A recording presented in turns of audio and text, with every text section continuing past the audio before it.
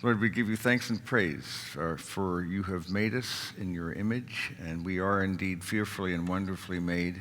And we acknowledge your greatness in our midst and in our spirits, because you are in us and we in you.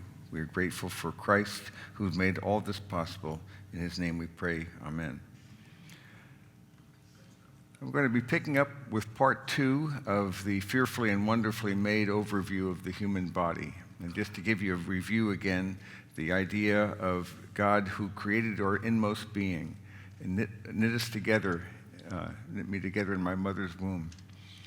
I praise you because I'm fearfully and wonderfully made, and that's what Phil Yancey and Paul Brand named the name of their book when they were talking about the marvels of the human body.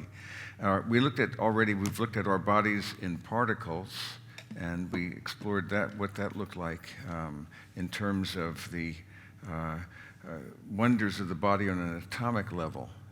And we then explored something about the DNA and talked about this marvelous and intricate information-rich molecules of DNA in our bodies, which contain a special code to describe instructions for making literally every part of our physical body.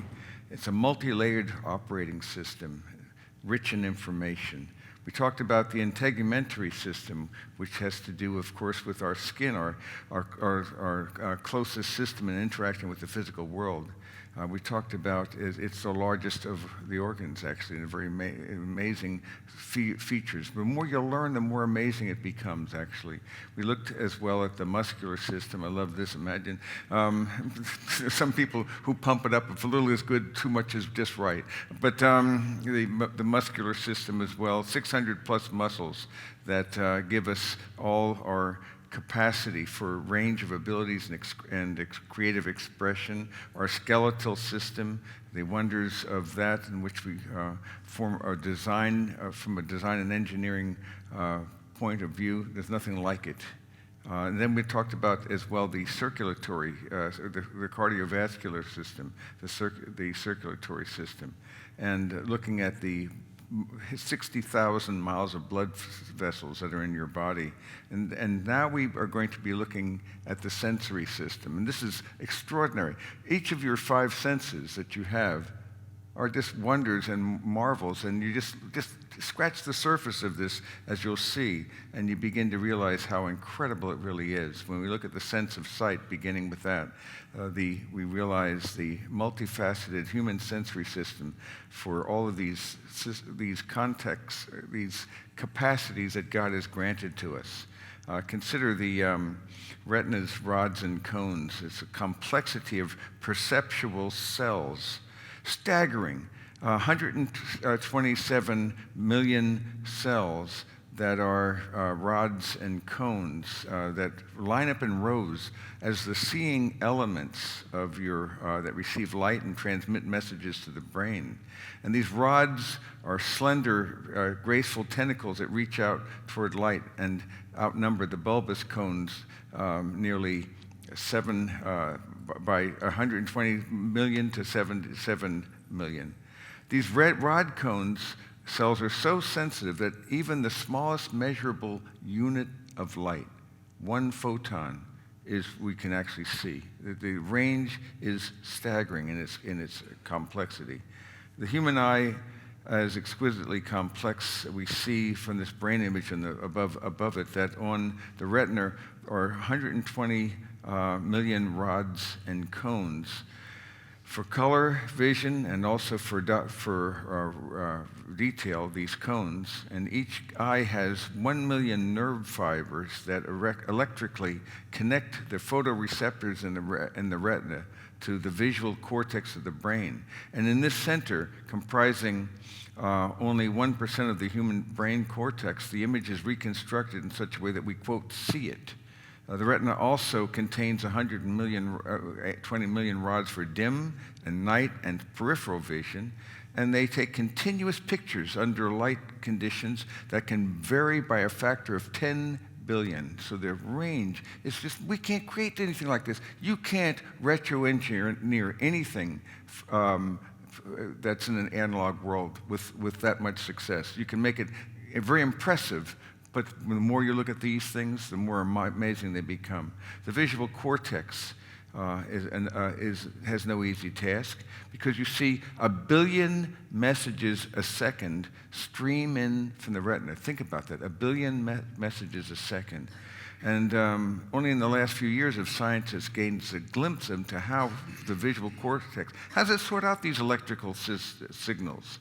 By observing the process in animals, they grasp the magnitude of bits of data that 1 billion messages a second. Consider these little this pallet of $100 bills to represent $1 billion, and this per second.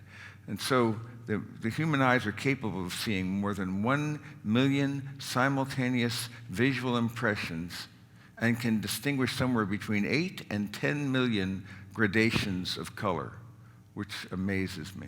Just stop and think about that. As well, you are able to distinguish between 500 shades of gray, which I find is absolutely fascinating. That reminds me of this optical illusion. And here's another, there are various shades of color, but I want you to notice what happens when you put a line in there. You see, let me go backwards, you see. What you see now is 5 different colors, but when you put the line in, there's 4 colors. You see, because the other 2 become, it disappears. You see, note the line, and then it disappears. You see that? Maybe you need some remedial work on this, but these are images and illusions that our minds have, that we are able to see things in ways that this is the same color, even though it's that. It looks like that, but it deceives us. And our minds are constantly trying to sort out and understand and comprehend all these complexities that we see. So a 500 shades of gray. And this is a beautiful picture of the iris and ciliary body. When you look closer at it, the construction is beyond imagination. It's the physical structure of the eye is not only interesting, but it's also beautiful and attractive. The iris is the part of the eye that not only absorbs light, but it also gives the eye its color. So first light enters the cornea, the primary focusing structure. Then it passes through the iris, which controls how much light is allowed to enter. And then aside from its ability to constrict or dilate the pupil, the iris gives its eye its blue, green, brown, gray color. It has 266 identifiable characteristics, which is astonishing. And it's the most data-rich physical structure in your body, far more individual specific than a fingerprint, which is only about 35 measurable characteristics. That's how exquisite that is, all these different distinguishable qualities that you have. What you're dealing with in the eye, of course, in the brain, from the retina on, everything's electricity. Because you see, the eye processes the photons of light that enter into chemical energy. And then that chemical energy is translated to the brain as an electrical signal. So it goes from chemical to electrical. And in effect, we don't actually see with the eye, but we're actually seeing something, not Jupiter, but a reconstruction of bits of electrical information about Jupiter within our brains. So you're constructing this, and it's really impossible for us to fully grasp all that's going on, these reconstructions.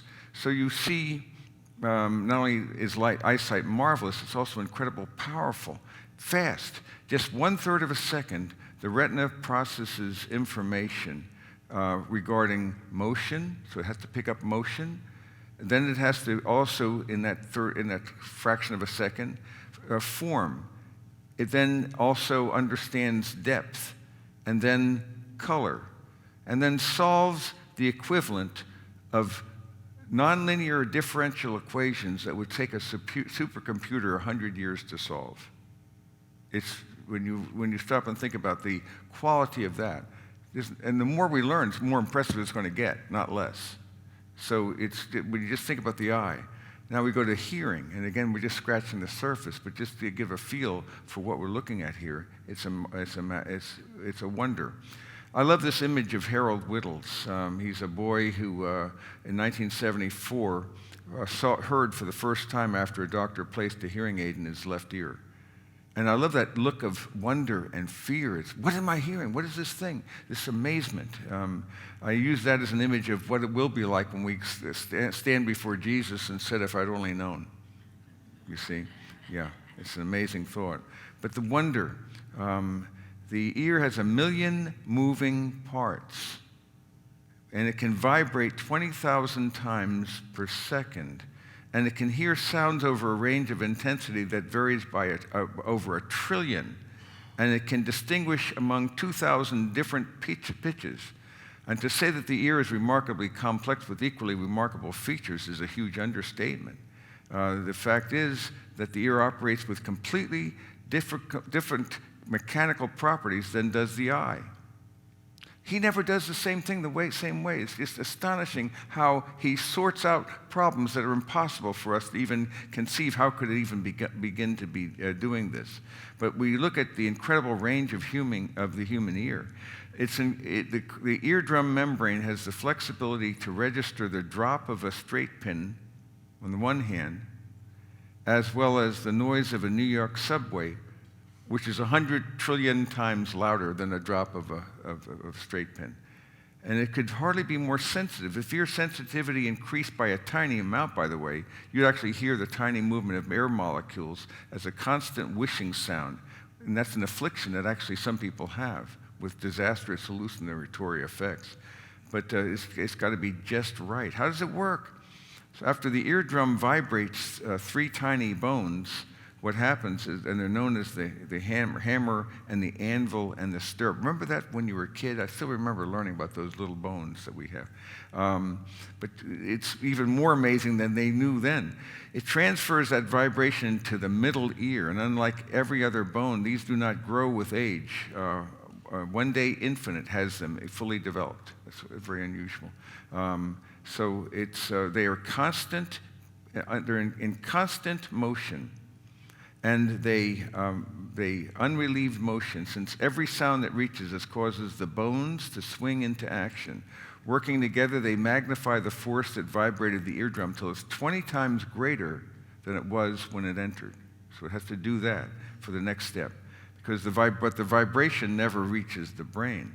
The body's smallest bones, there they are those used in our hearing. And considering the brain, the most important fact about the hearing is that the vibration doesn't reach it.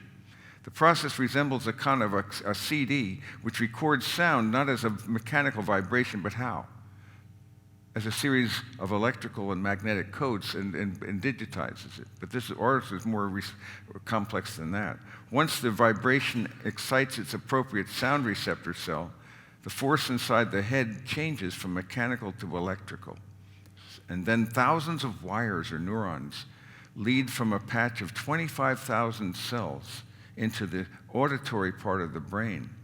And then these frequencies are received in a sequence of on or off blips. The experiences of sound depend much on these cells' the ability to translate these sessions. And so the brain pieces message together and we, quote, hear.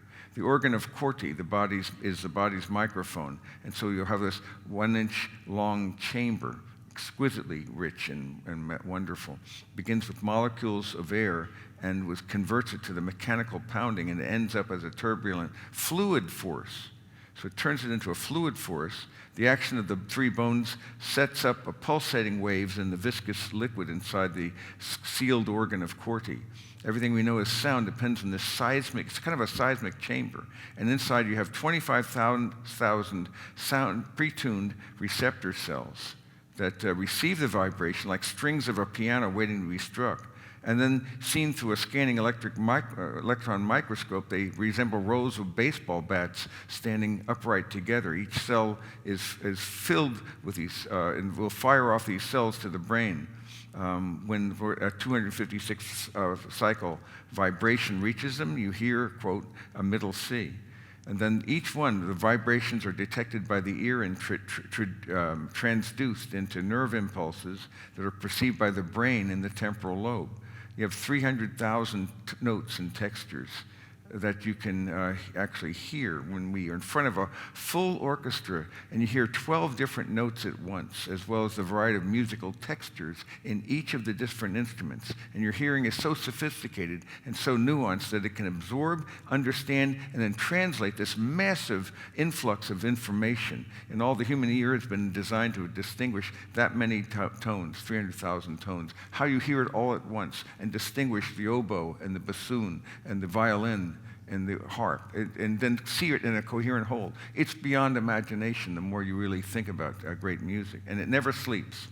The ear's range is so astounding. It has its workload. It never stops. It's our one sense that never sleeps. And also, the average ear, unfortunately, grows 0.1% per year.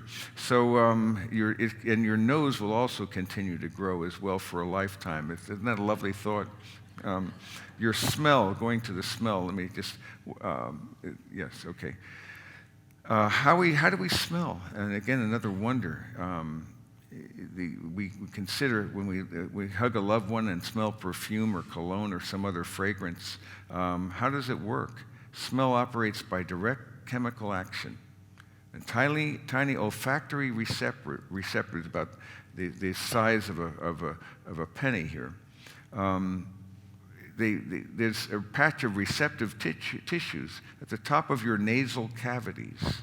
And for good analysis, we've got to sniff in and force the molecules up to a sensitive spot and then traps them on a sticky moisture, in the sticky moisture of the nasal lining.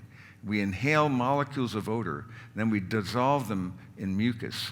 And the dissolved odors are picked up by the olfactory receptors, which are located behind where sunglasses would rest in the nose. So there's an olfactory bulb that shunts this chemical messages straight to the part of the brain that deals with stored feelings and memories. By the way, that's why it's interesting that smell and taste bypass that prefrontal cortex, which means it goes to memories. That's why sometimes you have a feeling of nostalgia, don't you? When you smell something or you taste something, it brings back a memory. That's the reason for that as well. But the short circuit is one reason why smells so rapidly trigger these emotions. We're able to distinguish some 10,000 different smells. And certain phrases keep recurring, difficult to explain, not yet discernment. We don't understand. It's not understood how we do it. Well, frankly, we can't grasp how we're able to do that. But they're floral, fragrant, citrus, berry-like, nut-like, malt-like, syrup-like, chocolate-like, vanilla-like, terpene, medicine-y, pungent, air, or smoky. Those are different examples. You can just break this down. And again, it's a wonder and a marvel. There are 7 primary odors. You'll want to know this. The camphoric odor, that's like mothballs. And you can immediately, the funny thing, you can almost imagine what it is like to smell a mothball, even though you're not smelling it. Just as you can remember tasting a steak or something like that, even though you're not tasting it. Or seeing a color, even though you don't see that yellow. You see the idea? It's astonishing how you are capable of doing these things in your mind. So we have that camphoric. Then we have, the second kind is musky. Perfumes, aftershaves. Then rose floral, you see. So you have roses, floral. And then pepperminty, like mint gum. And then ethereal, like dry cleaning fluid. And pungent, like in vinegar. And then putrid, like rotten eggs. So our ability to smell goes far beyond survival, but also gives us the ability to enjoy beauty on a different dimension, that of fragrance of a rose or a newborn child's skin. Isn't that a unique smell they have, don't they? It's amazing. Sensitivity is extraordinary. It's with the ability to sense some chemicals present in only 1 part in 400 million parts air. They could pick it up. The sense of smell is estimated to be 10,000 times actually more sensitive than the sense of taste.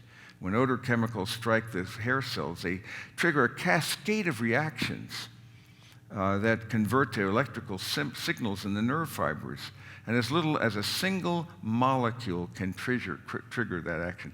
Think about how you are equipped, how it's all perfectly constructed in such a way that we just can't even understand it.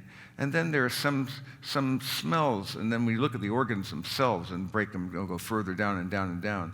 It can't even begin to understand. It's a whole lifetime just to think about it. But then there are some smells. I've been in some places like abattoirs and places like that where you just want to throw up.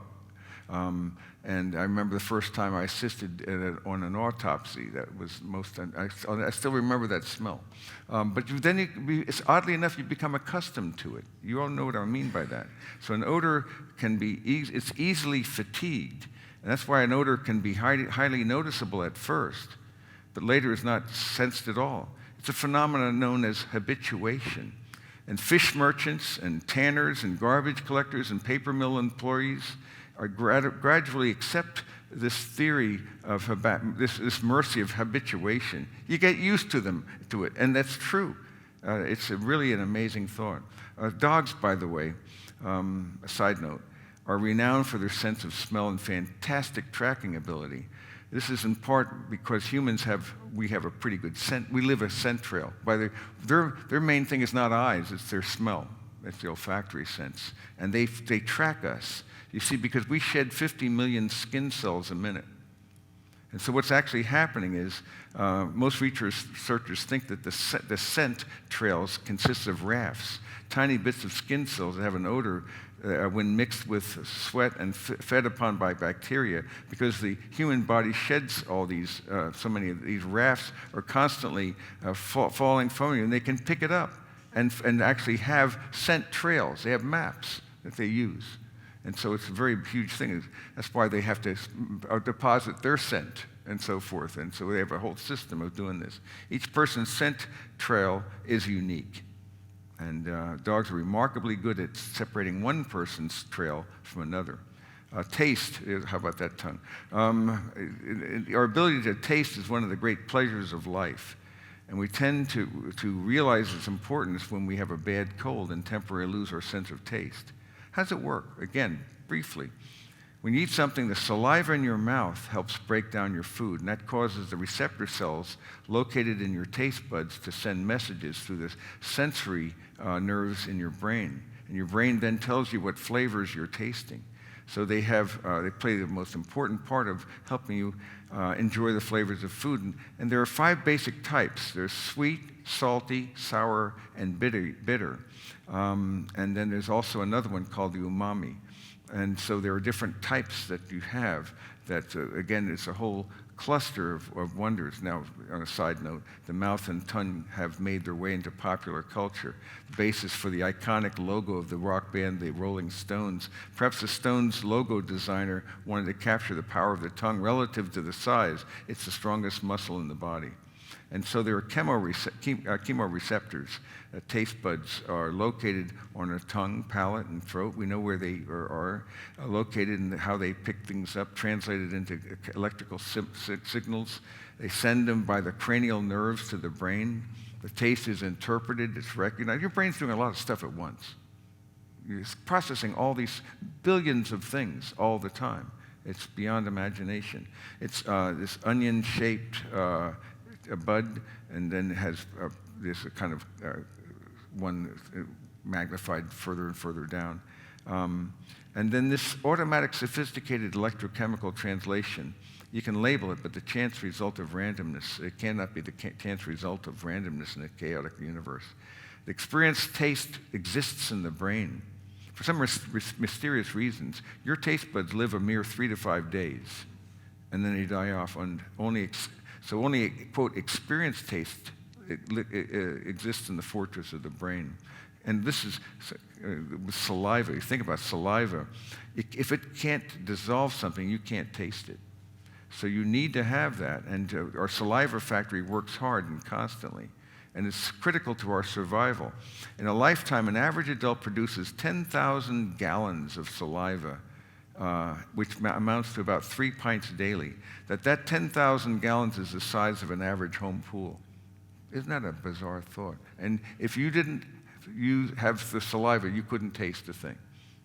So, and then it too has its own graphic, its own tasting wheel, as you can see, and all kinds of possibilities that are there too. Soury, winey, acidy, mellow, bland, sharp, harsh, pungent, that we're able to distinguish so many tastes rather than experiencing them as one or two. Again, I think God's hardwired us to appreciate differences and subtleties and diversity in our food and drink, which hints at more pleasure than our survival. You have a unique tongue print as well, as famous one of Einstein here, but not as unique as that. But we all have a unique tongue print, and just to be truly, this actually kind of bizarre. This woman, a 12-year-old, she had the world's longest female tongue, and measures 7 centimeters. But this Stephen Taylor is even more disgusting, and I can't stand watching it anymore. So it's just nasty to see these things, but it's goofy and strange and bizarre, and you just wonder about all these things. And God don't tell me he doesn't have a sense of humor. It's just incredible. Now the sense of touch, and so of the human sense of touch, it's been observed. It's the greatest sense in our body is the touch sense. We feel, we love and hate, are touchy and are touched through the touch corpuscles of our skins. And so it's the most wonderful activities, art and music and writing and healing and touching, are performed by hands. And so this sense of touch is complex. It incorporates lots of different systems, ability to sense and measure pressure and pain and heat and cold, all kinds of different components. So the differences of these, of pain, heat, and cold. And again, it's a sensitivity beyond this. In fact, the nature of touch then is where you could actually detect etchings 1/2500th of an inch deep. So they're amazing, the subtleties of this. As with the other senses, while they're located in specific parts of our body, our sense of touch is all over. It originates in the bottom layer of our dermis, and then it's filled with nerve endings, and they transmit the information to the spinal cord, and it sends messages to the brains where the feeling is registered. Our body has 450 touch cells per square inch of skin, and again, it's a massive complexity, just that part of it alone. The nerve endings in your skin will tell you if something's hot or cold. They'll tell you if something is hurting us. That if our body has about 20 different types of nerve endings, and they all send different messages to your brain. But the most common receptors are heat and cold, pain and pressure, and touch receptors. So the most important part for your safety, of course, is necessary. But there are limits. We can feel pressure on our fingertips or face that depresses the skin, that microscopic 0.00004 inch. It's that incredible. And we can know the difference between a 1.5 ounce versus a 1.5 ounce letter. But then we can't tell the difference between 10 pounds and 10.25 pounds because it has to be about 20% different. So that these variations are all hardwired to allow you to manage and work in this world that God has managed and God has created. So that, and of course, this wonderful image of Jesus, the living God who comes and takes on human flesh, and then the idea of him touching. One of the scenes I like in The Chosen is his healing of the leper. And it's a very moving scene. Again, the realization that he would do that. The idea of his touching. Luke's gospel particular mentions this, that God dealt with us, among us, and he touched us. And finally, we're going to talk about the brain and the nervous system. And again, we're looking at so many systems in the body. We're not going to be talking about the digestive or reproductive or respiratory or endocrine or vestibular systems. Actually, I have a system that I've made up. I still don't think it's been named. It's not the body's immune system. It's the body's ability to actually heal. For example, when you have a cut, and it creates the fibrinogen layers and so forth, and then the clots. What does that? What system is doing that? Dealing with burns and then building in this tissue again, and dealing with bruises, broken bones that actually can mend themselves, and so forth. Your body is rich in wonderful systems whereby it actually heals itself up and gradually gets rid of that scar and so forth. How does it do that? So I call it the therapeutic system. That's my name. So that'll be my contribution. I don't think it's been named, which is the most bizarre thought, but that's another matter. We're going to look at the brain and the nervous system. In the human brain, there are forces within forces within forces, as in no other cubic half foot of the universe that we know. And I think Roger Sperry's point as well. It's staggering complexity. Nothing in the cosmos even begins to touch this. And it's beyond our ability to understand. You're not smart enough to understand how your brain works. You see, it's far beyond you. It's more astounding. The brain is this ultralight weight, paper, super compact instrument, made mostly from water. Weighs about 2.6 pounds, designed with brain folds, which serve to increase the brain surface area 30-fold, you see. So an enormous amount of surface area, 80% of water. All automatically without as much of a thought. When it's damaged, it self-rewires. Now, the idea of rewiring, especially dealing with after a stroke, is astonishing because no one understands how there's no CPU. How does it organize and take the memories and so forth? The memories are actually dispersed all over the place. It's not just one place, but multiple places, and something then organizes. What is it saying? We got to fix this part here and reconstruct ourselves? We can't even begin to imagine what's going on. And so with this, no device on Earth can even begin to compare with the brain. 5 trillion chemical operations per second that you're dealing with here.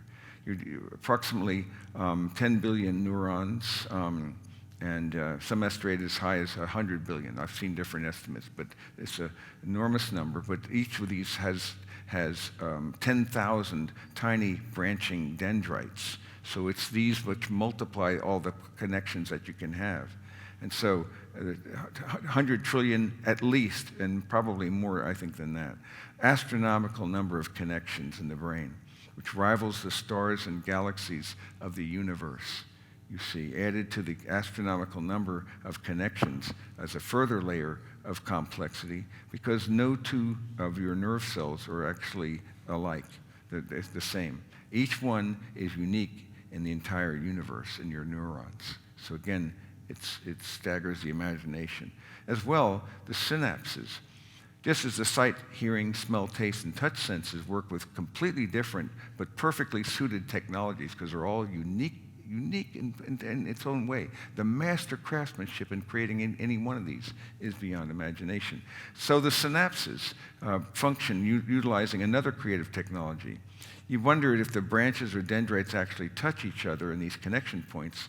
In the electrical wiring of a home, of course, every live wire is joined by a wire nut to every other wire, and so the system's completely closed loop. But in the body, each of the 10 billion neurons stops just short of the neighboring neurons. They never touch.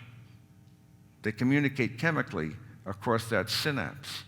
And physiologically, the whole mental process comes down to these 10 billion cells, or I think more, spitting chemicals each other across the synapses or the gaps. And the web of nerve cells defies description or comprehension. 1 cubic millimeter, the size of a pinpoint, contains 1 billion connections among cells. And so use this enlargement of the synapse, the mind-boggling complexity of just one motor neuron controlling one muscle fiber in one hand. Along the length of that one nerve cell, at thousands of separate points, knobs from other neurons form synapses. On a large motor nerve, 10,000 separate contacts are made, and a brain neuron may have as many as 80,000. If a signal stimulates that motor nerve into action, immediately thousands of other nerve cells in the vicinity are put on the alert. The single cells pictured in the biology text extend in every square millimeter of skin, every muscle, every blood vessel, every bone. And so the brain presents the world to us not in data banks and reductionistic blips, but wholly, conceptually, meaningfully. And here's the great mystery. The mind that coordinates all this profound activity lies locked away. The brain itself never sees. If opened up to light, it would harm it. It never hears. The brain is so sheltered in cushions that it feels only the most reverberant sensations. In the darkness and silence within our skull rests this soft white substance that appears to have neither form nor structure. It floats, gently pulsating, in a fluid that serves to cushion it from vibration and any jarring movement of my head. A surgeon probing this tissue would find no resistance to his knife. A fingertip may crush the fragile texture and break the thin-walled vessels that keep the blood flowing to this realm of thought. It's exquisite. The storage capacity, 10 to the 14th bits of information, and it has a storage capacity than 1,000 times that of a Cray supercomputer. And how is this even possible? We don't understand the architecture of it. And the brain's capacity is such that it can hold information equivalent to that contained in 25 million volumes, enough to fill a bookshelf 500 miles long. In contrast, the Library of Congress has 17 million volumes. And the deoxyribonucleic acid, the DNA-based human genome, is spectacular in its own right, but the human brain has 10,000 times the capacity for storing information as the human genome. It just becomes, what is this material that you're looking at? This spongiform, this strange material that seems to have no form, no shape, yet it's exquisite. And the more we learn about it, the more astonishing it truly becomes. Now, we remember everything. The computational speed of the human brain is staggering. I mentioned that 5 trillion chemical operations occur in the brain every second, and assuming that 10% of the brain cells are firing at any given time, it's 1,000 trillion computations, so that there's quadrillions of these things that you have. This is one of my memories when I was 8 years old and saw the creature from the Black Lagoon. It's still there. I can't get rid of it. Burned into my mind. I never forget that. I know where I was when I was sleeping. The whole thing is all very, very vivid. Now, most of these things we don't bring up to our mind, but it's there, and it's beyond what we can begin to imagine. 1,000 trillion computations per second, and the nature of vocabulary is such that we have different degrees of complexity here. It's active use of vocabulary and a passive or recognition vocabulary of about 30,000, 40,000 words. Then we have the English language, about 1 million words possibly.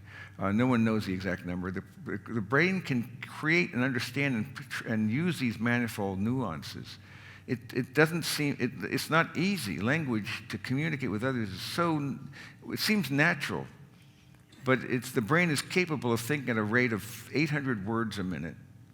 And when thinking is transferred into language, you automatically and simultaneously manage to you have to monitor your muscles when you want to speak and say a thing, don't you? You have to order your syntax. You have to watch out for semantic catastrophes that would result from a slight change of word order.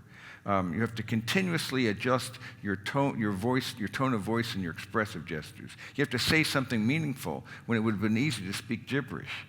It's not an easy thing. It's an amazing concept, and the idea of communication in that way. Language connects to the heart, and this is why it was intriguing that Helen Keller maintained that the gift of hearing was far more important than the gift of sight, because hearing allows the gift of speech, and speech now allows the nurturing of relationship, and language just connects us in that way. No other creature has the language capacity that God provides for human beings. The extraordinary capacity that reveals the nature of God himself. And this is a good example of that. What's the dog looking at? He's looking at it, but he's not looking at the other way. Other guy's looking at it. You see, you can teach your dog to fetch the newspaper. You can't get it to read it. It has no categories. And so that's why I use the analogy between us and the dog and us and God. And it's even a better analogy than that, because you see, we can't even understand the fringe of his ways. It's extraordinary, as George will put it, how extraordinary the ordinary person is. So as we consider how the massive capacity that we have, that every component and subsystem and system, or micro, macro, reveals just this truth here. untold number of unexplained mysteries. The more we learn, the more amazing the God who made us becomes. And that is why you created my innermost being. The incontroversial evidence of God's obvious handiwork is literally right in front of our eyes. He couldn't have made his work more plain. This is why it says in the book of Romans that those who suppress the truth of his existence are without excuse. His evidence is as plain, it's as plain as the nose in our face.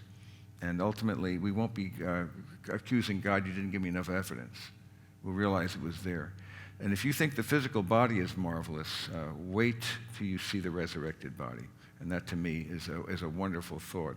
When I think about the resurrected body, I'm doing a lot of thinking more about that, because what I'm now realizing is that the nature of the resurrected body is such a marvel that we see the best things we've ever seen in another person, the most beautiful, the most wonderful things about another person.